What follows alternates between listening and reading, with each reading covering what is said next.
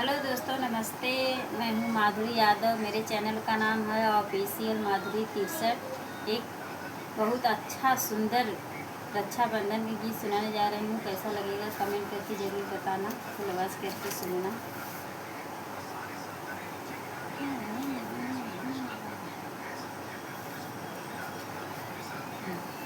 बड़ा निर्मल बाट राखी के त्योहार सखी, भाई बहन के प्यार सकीना।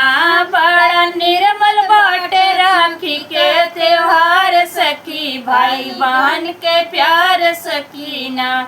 बहनी बनी है रक्षा बंधन करी है वीरना सठनगन। बहनी बनी है रक्षा बंधन करी है वीरना सठनगन। भैया दे दई है बहिनी के हार सखी, भाई बहन के प्यार सकीना।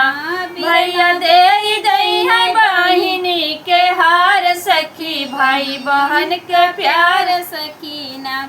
बड़ा निर्मल बाट राखी के त्योहार सखी, भाई बहन के प्यार सकीना।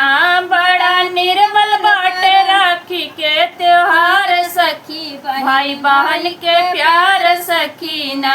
घर में बानी है पकवान भाई बहना के प्यार, घर में बानी है पकवान भाई बहना के प्यार। चारों ओर देखा राखी के त्योहार, भाई बहन के प्यार बाना। चारों ओर देखा राखी के त्योहार भाई बहन के प्यार बाना। बड़ा निर्मल बाट राखी का त्योहार सखी, भाई बहन के प्यार सकीना। बड़ा निर्मल बाट राखी के त्योहार सखी, भाई बहन के प्यार सकीना। सावन भादो रिमझिम बरसे कोयल नाचे चारू ओर। सावन भादो रिमझिम बरसे कोयल नाचे चारू ओर। सखी सजावट राखी के त्योहार सखी सजावट राखी से बाजार सखी, भाई बहन के प्यार सकीना।